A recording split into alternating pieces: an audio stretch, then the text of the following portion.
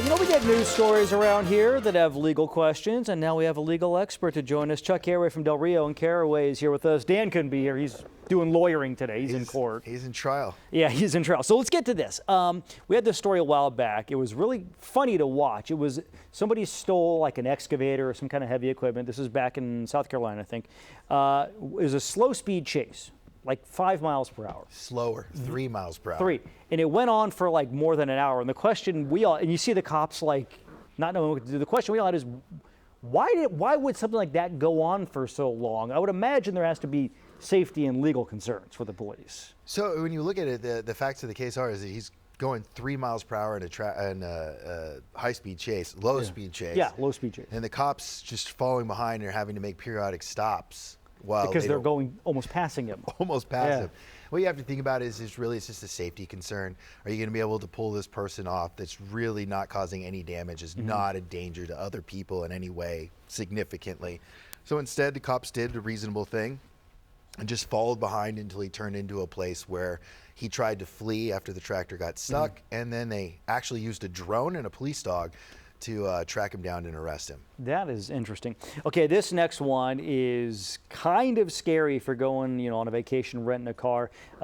There have been stories popping up of rental companies using AI to scan for damage on the car, and you don't realize, and then they send you a bill for $500 saying you did this, and you kind of don't have much recourse, I would assume.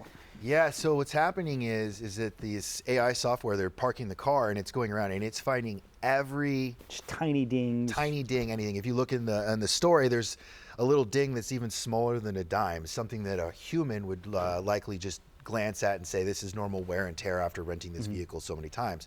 But instead, what the rental car company is doing is they're sending out bills for the damage on every single scratch or ding that this AI finds, and then they're charging $200 for service fees. Another problem is on top of the damage. On top of the damage. And when you call in to try to contest it, you cannot get a hold of a human operator in any way, shape, or form. And I think the scary thing about that is, how do we know that they're not just charging for that same ding every single, every customer that uses it? Like, how do you know that I did it? That's a great question, and the answer is you don't. And so what you have to understand is you're contracting with this company, and they have all the terms in there that say that they're allowed to do this. So legally, you're on the hook. And if you wanted to dispute it, what they're doing is they're making the process so hard by not allowing you to get a hold of a human operator that most people are just saying, screw it, I'm going to pay this. Yeah. And they reduce the fees if you pay it without contesting it. And so they're just hoping that people are going to pay this, and over time they're going to make a bunch of money. Now we should mention that the story I read, it was Hertz that was using this. Do we know if other rental car companies are doing it, or is it just Hertz at this point? It looks like they're the first one that they're pioneering this. So hopefully this is something that doesn't work out. Okay. It doesn't move forward.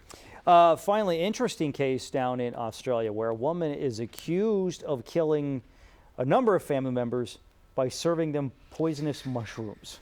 Yes, and this is a serious case. She has a dinner party. There are 4 people. 3 of those people are now deceased. I think that she also invited her estranged husband at the time. He declined. Yes, he declined. He has not passed away. What happened here is they had to determine whether or not she had the intent to serve them these mushrooms. Yeah. The jury has come back. They did find her guilty, and basically what they found was that she had wiped all the data on her phone from when she was searching for this particular type of death cap mushroom. Yeah. But that she had served it, and that everybody at the dinner party was served individual pastries, and she said the reason she didn't get sick was she had an eating disorder, and so she got rid of her food after the meal, but they found that not to be true, and she was found guilty. In that case, the prosecution, as far as I know, never produced a motive for why. Is that, like here in the U.S., can you get a conviction for a murder without a motive, without giving an explanation as to why they would do that? That's a really good question. Motive is not necessary. What you have to show for this specific type of murder is intent. But you don't always have to have intent, because you can have a heat of passion or manslaughter charges where it says you've been criminally negligent to such a degree that someone has passed away. That's why you have first-degree murder, second-degree murder, and you have manslaughter. There's different degrees of murder based off of the intent. This mushroom thing feels like a Law & Order episode coming sometime soon. It absolutely does. Chuck, thank you so much, man. Appreciate it. Thank you. All right. Cody? Now I'm terrified of this mushroom thing. That's crazy. It's a good thing you don't like mushrooms, right? Right. My gosh. Thanks, guys.